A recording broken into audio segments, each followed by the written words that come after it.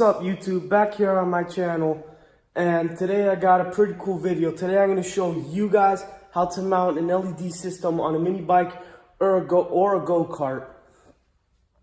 First though, I want to make a few announcements. I heard a few of you guys were commenting, you wanted me to build a go-kart or an ATV from zero. I'm going to get to that soon. I'm still trying to get the parts and see exactly what I'm going to build, if it's either a go-kart or an ATV, but I'm going to get to that very soon. Now let's get back to the mini bike so I can show you guys how to mount an LED system on practically any bike. So stay tuned. Alright guys, so these are the tools you're going to need to do this fix yourself at your house. I'm trying to make this as easy as possible so it makes it easy for you guys. So these are the tools you're going to need. You're going to need some good old wire strippers. You're going to need some wire cutters. You're going to need a two-way switch. You're going to need a soldering gun or a soldering iron. Any of those work. And last but not least, you're going to need at least 5 feet of wire. So without further ado, let's get working on this mini bike and let's get this LED on the mini bike. Alright guys, so I forgot to mention, you're going to need a battery. Any 8-volt battery, from the Razor scooters or anything like that will work perfectly fine. You can purchase these at Amazon for around 15 bucks. And you're going to need your LED. So right now we're going to find out where we're going to put these and how we're going to mount them. So this is Chinese LEDs. They're pretty cheap. I have the more expensive ones, but I wanted to start out with one of the cheaper ones. Because, I'm going to put it on my mini bike. It's not like it's going to go on my truck or anything. So, we're going to find the mounting place. Alright, so now that you figured out where your battery and LED are going to go, you're going to want to know how much wire you're going to use. So, to do this, you're going to get your wire, you're going to open it up. We're going to see how much it takes. So, you're going to want a little bit extra because you're going to be stripping the wire, soldering, and you don't want to mess up with this and cut it too short, because then you're going to have to restart the whole thing because it won't reach. So I think around this much, or let's try 2 feet just to be safe. I think around this much will be more than good enough for this modification. So now that we got the next step done, we're going to grab our switch and we're going to find a good place for it. Now you don't want to permanently install it because you're still going to want to wire it first. So what we're going to do now is we're going to find a good place, and in my case, I'm going to drill a hole in the handlebars right around here, and that's where I'm going to put my switch, but it doesn't have to necessarily be there. It can be anywhere else. You could duct tape it to the mini bike, anything that's more comfortable for you. Just finished putting in the switch and it's looking great. I put in the handlebars and it looks pretty good. Had to twist it a little because the clearance wasn't right. The switch was crashing with the handlebar, but I got that fixed now. I just twisted it a little, and the switch is great. So now that you figured out where your switch is gonna go and how you're gonna mount it, the next step is to take it out again and let's do the wiring harness. All right, so now that we got all our clearances and measurements right, we're gonna start by wiring the switch. So we're gonna get our cable. We're gonna separate the negative from the positive, like so. And then what we're gonna do is that we're gonna cut the positive wire exactly in half. Now we're gonna wire the switch. So you're gonna grab your positive, you're gonna cut it in half, exactly like so. And then you're gonna strip both ends. You never wanna put a negative and a positive in a switch, because that'll completely short the battery, mess up the LED. You'll just have a really bad day and it'll be an expensive fix. So we're gonna start by stripping the wire. In this case, it's 18 gauge. So we're gonna put it right here, twist it a little, and then just pull it off like that. And then we're gonna do the same to the other side. Now that you got both wires out and you did it correctly, you're gonna want to get your switch. You're gonna wire one side to one side of the switch, And you're gonna twist it on real good. And then you're gonna do the same exact thing to the other side. What you end up with is two very well wired switch terminals.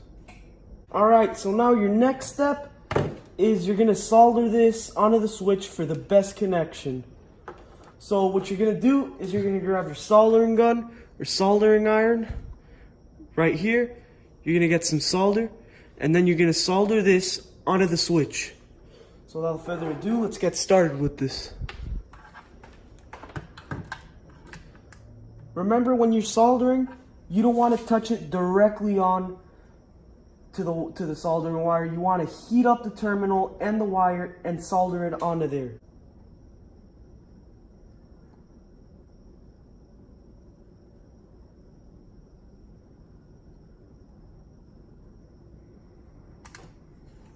Now that you've soldered the first side, you want to solder the second side.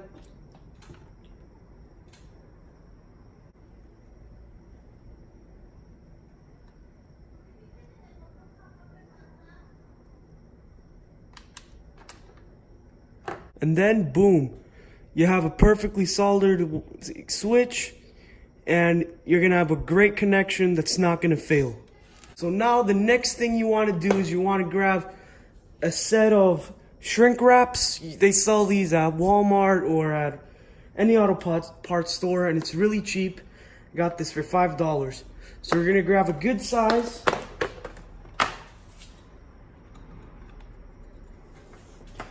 And we're gonna slide it on the wire.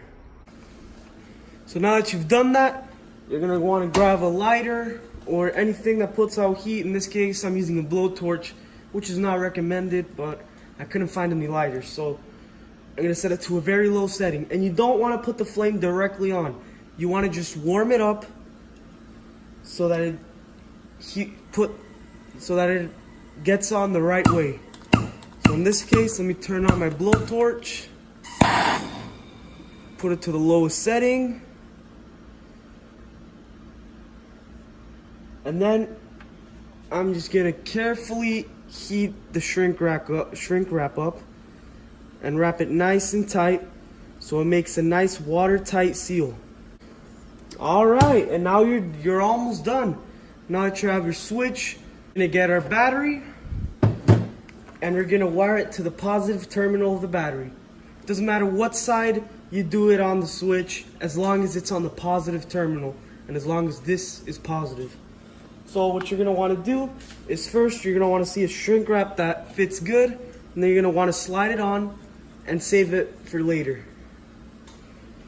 And now you're gonna put this in the battery, bend the tab up a little, and you're gonna wanna twist the wire a little bit, put it right in the battery. And we're gonna solder this to the battery.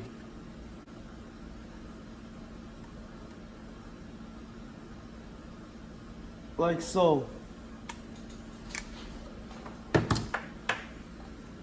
you want to let it cool down for a little bit, and then you're gonna get your shrink wrap, you're gonna pull it right around, and you're gonna place it right over the terminal. Protection, and also for dirt and debris protection. So you're gonna slide it on, and then you're gonna get your heat source. In this case, my little blowtorch. And then you're gonna set it to the right setting, and we're gonna put that shrink wrap on. Just gently put it on there. And we successfully wired it. But we're not done. We still have the LED to wire onto this. Now we're gonna connect it.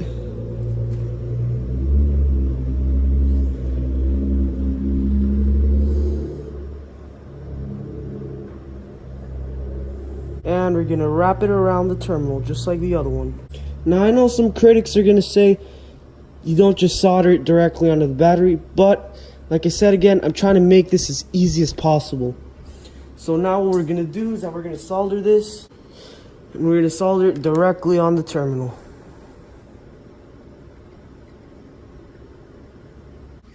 Now what we're gonna do is we're going to connect this to the negative terminal right here, and we're going to twist it around just like I've done for the other ones, like this. After you're done twisting them, you're going to grab your soldering iron or gun, and you're going to apply some solder on there and make sure it's a nice connection. Then we just want to make it shrink nice and tight. Now what we're going to do is that we're going to connect this wire to the battery.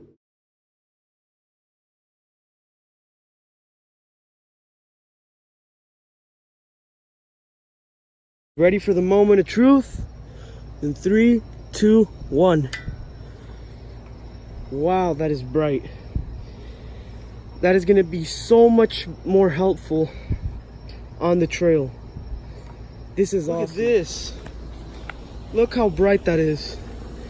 Like, not even kidding, that looks like a head. That looks like a real motorcycle light, or even brighter. I can barely see right here because this light is just so blinding. It's incredible. Alright guys, so this is the end of the video. Thanks so much for watching.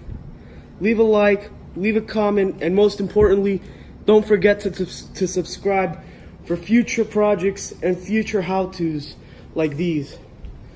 So thanks for watching, and see you next time.